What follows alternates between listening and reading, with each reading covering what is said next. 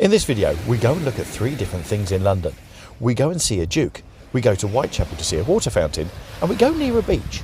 Yes, it's the Thames, but we go and see something from well over 120 years ago. Stick with us, here we go. The situation of our first place is between the Mall and Pall Mall at the top of St James's Park, and it's a large statue that overlooks the whole area. On a column that's 124 foot high, this 14-foot bronze statue is of the Duke of York from 1763 to 1827, who was the second oldest brother of King George III. The Duke of York, which is actually Prince Frederick, is somewhat well known across the world because he became the commander of the British Army and is the Duke referred to disparagingly in the nursery rhyme, the Grand Old Duke of York, somewhat unfairly. He had a military reputation, which is referred to in the nursery rhyme, for not being able to make decisions and his dithering. Whilst he was famous for being part of the nursery rhyme, what he was also quite famous for was when he died in 1827, he left a debt. He was pretty hopeless with money, and the debt that he left at that time was £2 million, which was an absolute vast sum. At the time, when he died, no one was willing to pay the £25,000 to put a monument up for him. So, to acquire the money, they stopped the entire British Army's wages for a day to pay for it. The good news was, once the statue was up, it was up. Next we jump on a train and go to Whitechapel High Street. Nearest train station is Whitechapel. This water fountain on Whitechapel High Street stands right in the middle of the market stands, so you might just need to have a little look to find it. Built and placed to this site just over 100 years ago, it's been erected by the local Jewish inhabitants of East London at the time, in memory of Edward VII. As we look at the angel on this side of the statue, this is the Angel of Peace. The cherub to the statue's right is holding a needle and thread, which represented the clothing industry which employed a majority of the East End Jewish community into the 1970s.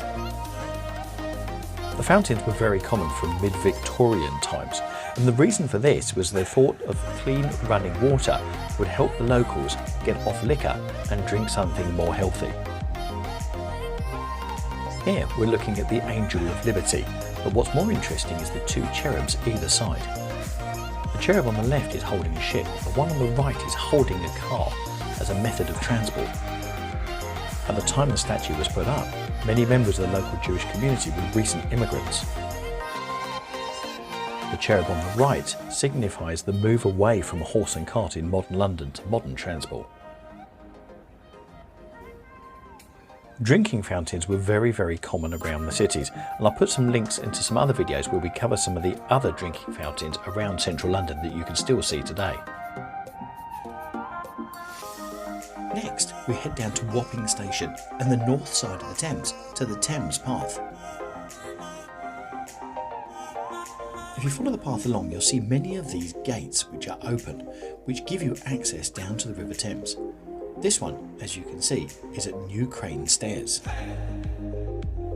As the gate is open, you can take a trip down there to the Thames. If the tide's out, you can see how high it rises up the steps.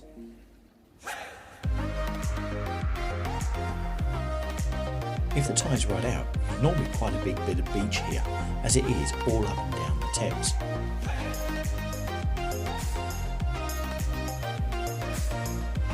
Right, now to the objects that we want to show you. This is 150 years old and is an original anchor from a ship that came through here.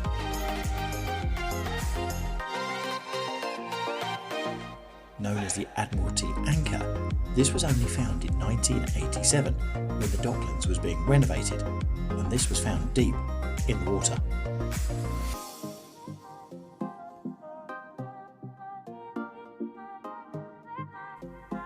It's not known what boat this actually came off, but if you think this was found during the excavation to build here, just think what may lay underneath all of the silt in the middle of the Thames.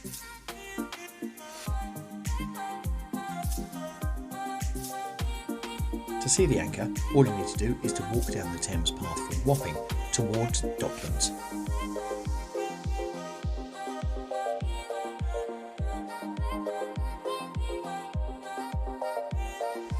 Here we're looking over the south of the Thames. I want to give you a real view and a feel for what the Thames looks like now on the south side as we cut round and we go towards Docklands. It really is quite beautiful.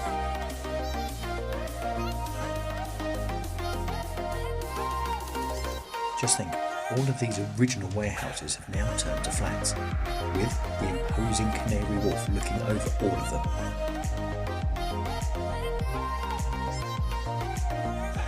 It's amazing where the new meets the old, and sometimes some of the unexpected. And to help you see some more unexpected things in London, I'm going to leave you with a playlist of some more unusual things. So click on that and I'll see you in there for some more videos from London Visited.